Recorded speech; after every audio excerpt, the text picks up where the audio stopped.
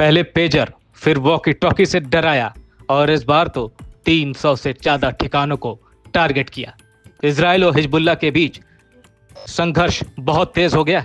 Israel की सेना ने लेबनान के दक्षिणी और उत्तर पूर्वी हिस्से में बहुत बड़ी एयर स्ट्राइक कर दी है। जो जानकारी लोकल मीडिया के हवाले से मिल रही है, उसके मुताबिक हिजबुल्लाह के कम से कम 300 ठिकानों को टारगेट किया गया है और लेबनान भी मान रहा है कि इस हमले में 274 से ज्यादा लोगों की मौत हो गई है। लेबनान के स्वास्थ्य मंत्री डॉक्टर फिरास अबियाद ने एक प्रेस कॉन्फ्रेंस में यह बताया है कि दक्षिणी लेबनान पर इजरायली हमलों में मरने वालों की संख्या 270 को पार कर गई है, जिसमें 20 बच्चे और 39 महिलाएं भी शामिल हैं। ये बयान लेबनान का है। डॉक्टर फिरास अबियाद ने यह भी कहा है कि 1024 से ज्यादा लोग घायल हैं।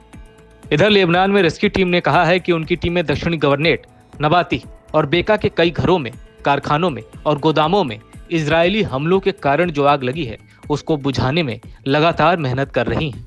लेबनानी मीडिया की तरफ से यह भी रिपोर्ट किया जा रहा है कि इजरायली हमलों में सरायन सहित बेका घाटी के सबसे ज्यादा गांवों को टारगेट किया गया है। इस बीच इस लड़ाई में ईरान भी कूद गया और इजराइल को बहुत बड़ी धमकी दे दी। ईरान के विदेश मंत्रालय ने चेतावनी दी है कि दक्षिणी लेबनान पर इजराइल के हमलों के बहुत ही खतरनाक परिणाम होंगे।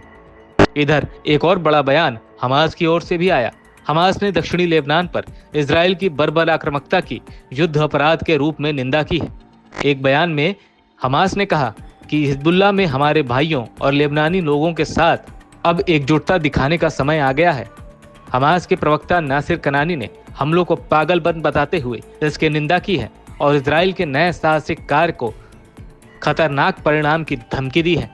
इजराइल का यह हमला कितना खतरनाक है, ये इसी समझ लीजिए कि रेड क्रॉस ने भी इस पर पहली बार इतना बड़ा बयान दिया है। लेबनान की रेड क्रॉस ने कहा है कि उसकी टीम में दक्षिणी लेबनान पर चल रहे इजरायली हमलों के मद्देनजर बचाव और निकासी प्रयासों का समर्थन कर रही हैं, लेकिन अभी ये बहुत मुश्किल सा दिख रहा है।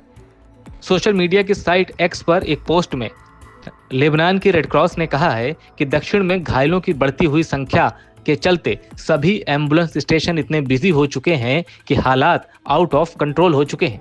लेबनान की लोकल मीडिया ने बताया कि बेरूत समेत कई इलाकों में लोगों को लैंडलाइन कॉल के जरिए चेतावनी दी गई थी कि हवाई हमले हो सकते हैं और इसके बाद लोगों को लेबनान का वो हिस्सा खाली करने को कहा गया।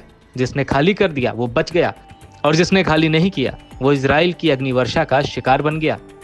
ये हमला इसलिए भी बड़ा है क्योंकि पिछले हफ्ते 17 और 18 सितंबर को ही लेबनान में हुए पेजर और वॉकी टॉकी धमाकों के बाद इजराइल और हिजबुल्लाह के बीच तनाव चरम पर थे, जिसमें इजराइल ने एक और चैप्टर जोड़ दिया है।